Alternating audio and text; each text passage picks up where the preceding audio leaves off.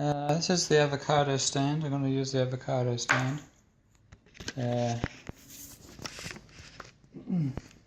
No. Let's move that, squash it between avocados. No. There we go. Look, I got this stand. Look at that one. It's cool. I made that. I'll try probably like this. Let's see if that works.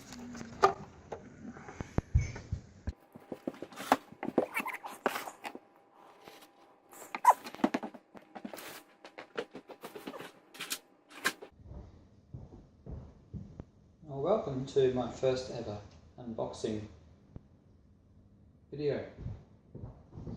This is the Philips BDM4037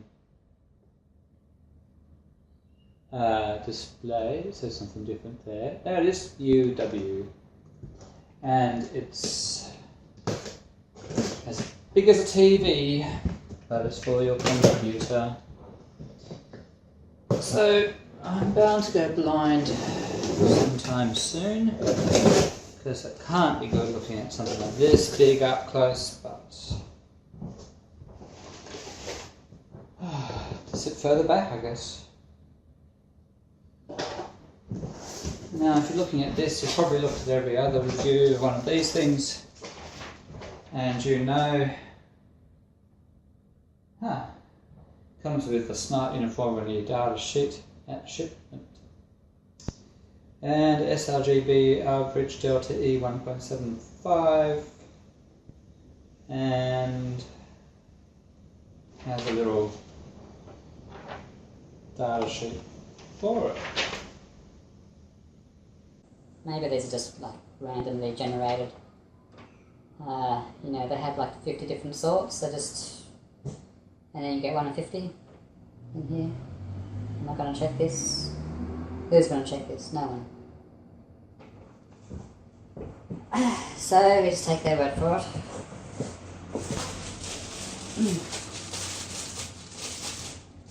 And we have quick start guide. Base. It's got a screw thing here. I think if it gets loose, like they have other people say it gets loose, maybe you can do that up a bit tighter. Anyway, I have a feeling most people might not use, they might use a stand. Let's put that down on the floor. Look, see? That's in a plastic thing. There's the screw at the bottom, can you see that? You do that up and make it tighter, and then maybe it wouldn't wobble. Anyway, they do give you lots of cables.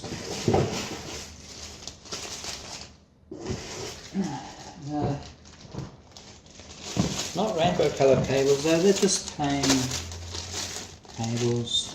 That's sort of okay, I guess. Why can't they be like pretty colours or something? Anyway.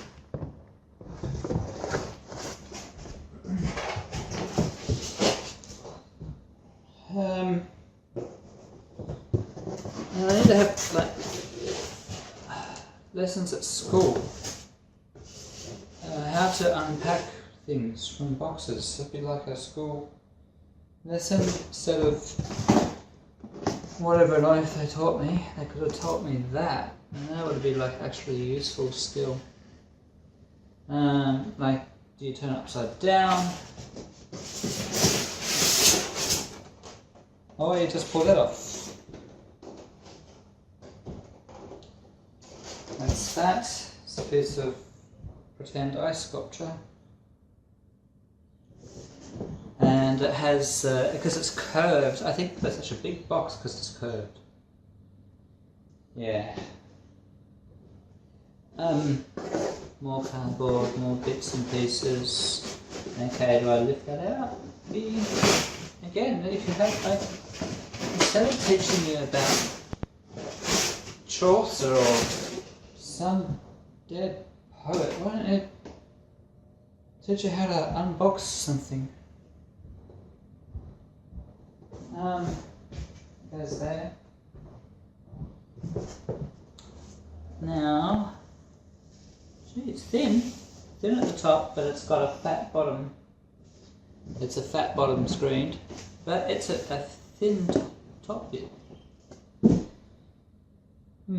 Reminds me of some people I know.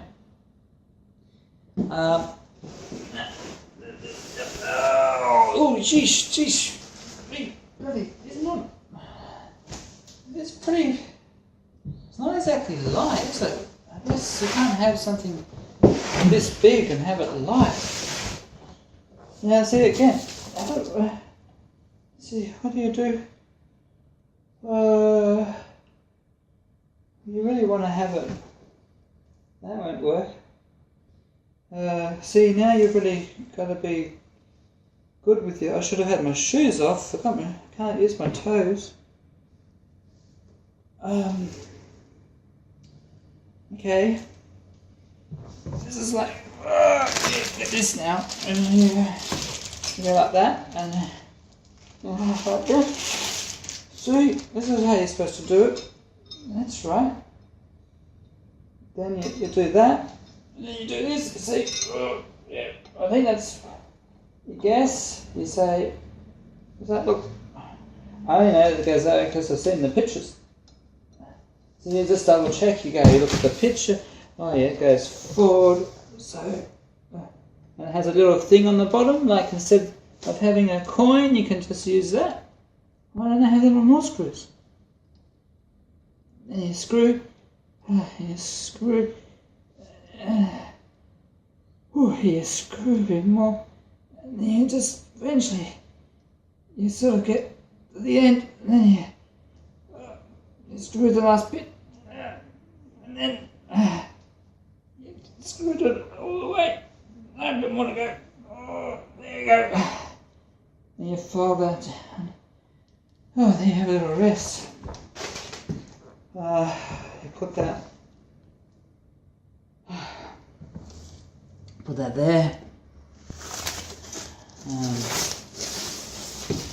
And then you go, ta-da!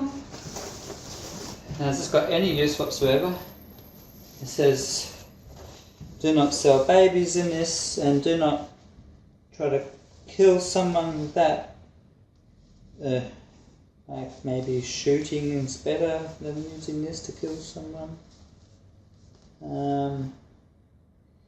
There's a warning here. To avoid danger from suffocation, keep these bags away from babies and children. Oh, there's a serious neighbour I know. Yeah, so just watch out for the baby with the bag on their head. That's not good. Actually, if you have a baby, you shouldn't be buying this screen at all. You've got bigger priorities, and you will not have time to even look at this thing, so it's actually pointless. Just go back and think about how good screens will be in 4 years' time. Put that in there.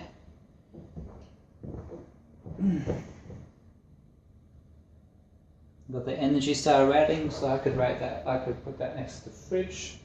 Where's the Energy Star rating on the fridge? Did we take that off? I like the fridges and screens have the same Energy Star rating. You really compare your fridge. There it is. Now the fridge is 335 kilowatt hours per year. 335. What's this one? 216 kilowatt hours per year. But is that if you have it on all the time? The fridge is on all the time. This is on all. This is only on every now and again. Not really all the time. Anyway, way more economical than a fridge. And that's an economical fridge. Beautiful.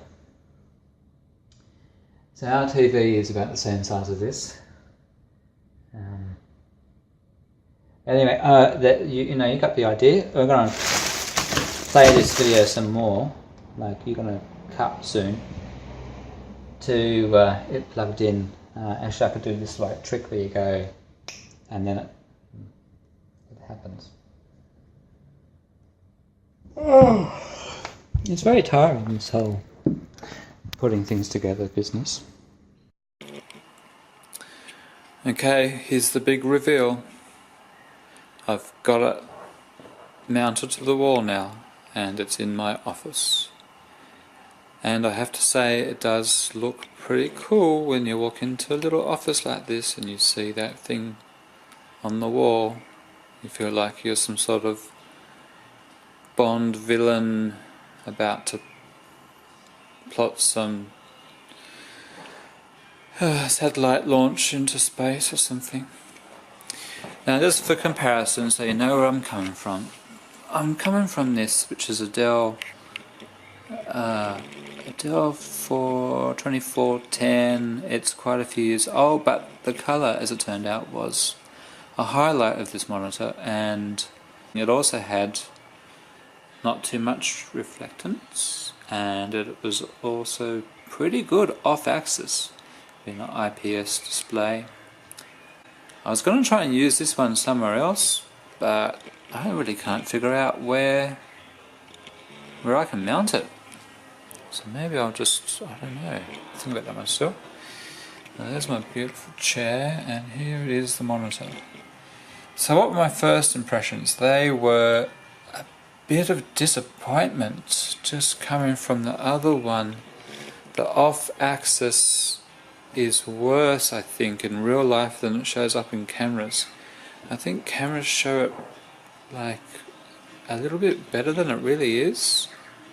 But to my eye anyway, that was a little bit annoying, especially since it's both vertical and horizontal. When you're off-axis, the colours desaturate quite a lot from pretty immediately going off-axis. They suddenly lose their edge. But the minute you're back, dead in front of the image, I've got to move my camera way back here to even get the whole damn thing in. Look at that. Once you're dead center, it's awesome. It's pretty good. But yeah, if you come in close and then you just move your head a little bit to the side or a little bit the other side, all the colours do change just a little bit. And the minute you go further over, they just start being irrelevant. So I would recommend, for instance, if you're going to be working in a small team and you have someone nearby who's always looking at your work and checking something, comparing colours or any of that sort of stuff, then this monitor means that they have to move over and look directly at it every time. But if you're working on your own, like me, let's just pan around to see. Yeah, I'm working on my own. See, no one here. And you can sit right in the middle, and you got to get the height right too, which I found is different to before because it's so tall. Right, you've got to mount it lower than normal. But once you get that right and you sit right in the middle of it, it's pretty damn good. Also, but yeah, there are still just little colour changes. If you just come in here, I notice the colour on my daughter's eyes just changed a little bit when you moved around. It was sort of funny. You can also see there the reflection it has is coming in, which, yeah, it's just what it is. It's actually not that much of a... You don't notice it when you're actually working. Occasionally you notice it when the whole screen goes black. You'll see yourself sitting there looking at yourself. Now the next thing I noticed is the trailing image for brighter objects on a dark screen. So this, where does that come into? If you were to watch an action film that's set at night time, like some sort of dark, depressing world, then you're going to see those things happen all the time. Let's just stop this silly video. Yeah, you'll get images floating around all the time. But if you're looking at something during the day, I mean like a movie that's shot during the day and it's not really that much of nighttime stuff, or it's not particularly fast action, then it's fine. And you know, I'm really not watching full-length movies on here that much. I've got a TV that can do that, so but for just watching videos, like YouTube videos and stuff like that, it's going to be pretty much okay. And occasionally you see a little bit of that trailing image and sort of like, well, who cares? I'm not really editing videos on here that much that really matters. Not playing games on here that much that it really matters. But if you were to play games during the day, then it's going to look like brightly lit games. Then it's fine. And even if it had a trailing image behind it in a dark game, I don't know. Does it really matter that much? Considering all the other benefits, yeah.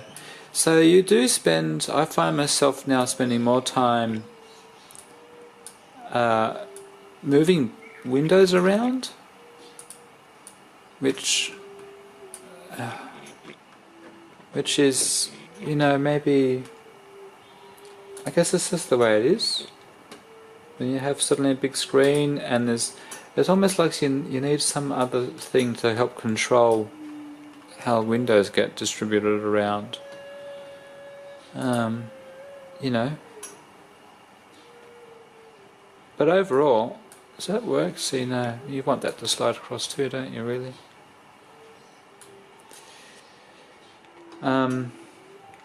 It's really good if you're using a big, like a 3D program, and you have all your little windows open everywhere. That is magic. I mean, it's really worth it for the price, just for that. Photoshop or a 3D editing program, 3D modeling program are just amazing on here. The other thing, yeah, it is definitely nice having, you know, like you're just keeping track of something you watch on YouTube occasionally, just having it to the side. If I can make that smaller. And then doing your normal work, you know, over here, like so. Have your little video play on the side while you do your normal work. Very nice. What else? That's pretty much it. The settings. So I had to muck around with the settings at the beginning.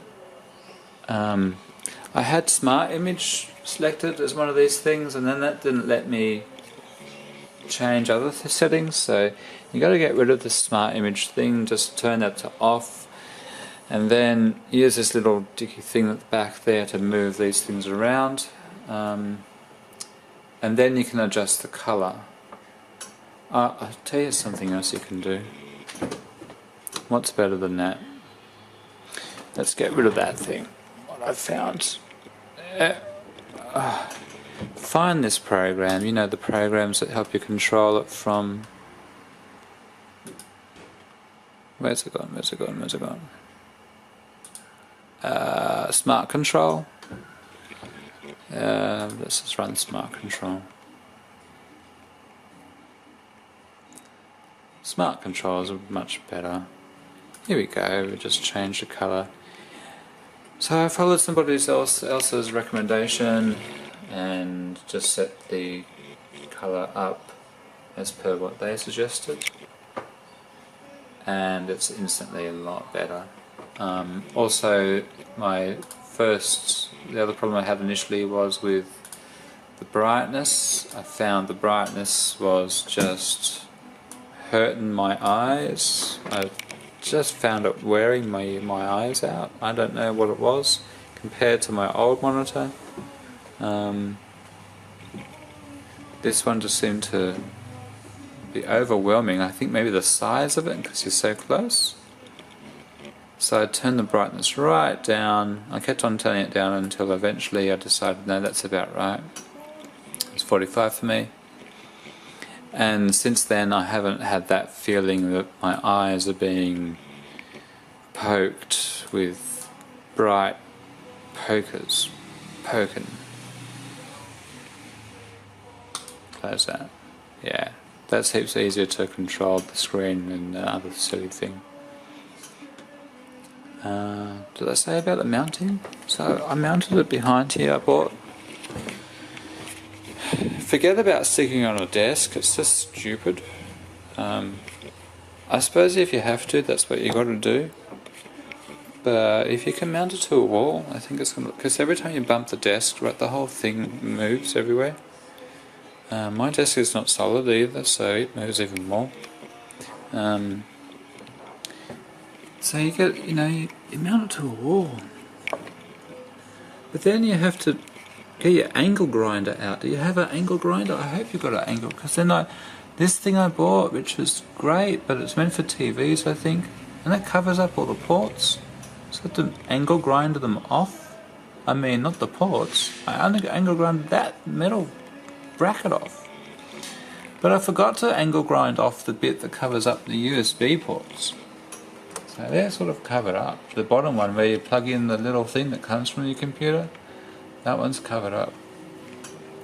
I figured it's just as well, because I hate the idea of coming around here to plug anything in to a USB port on the back. It's just really inconvenient. So I'm not going to do it. Bloody hell, I've got a sore shoulder. Yeah, I'm going to buy a hub. I'll plug it into the computer like normal and stick the hub somewhere where you can reach it. Who's gonna... anyway, never mind. So yeah, overall, definitely good, happy with it. Took like 24 hours to get everything just right. But once everything was just right, yeah, it's been really good. Don't regret the purchase. A few downsides, like I said, but otherwise, yeah, it's cool. It's cool. Right, that's that.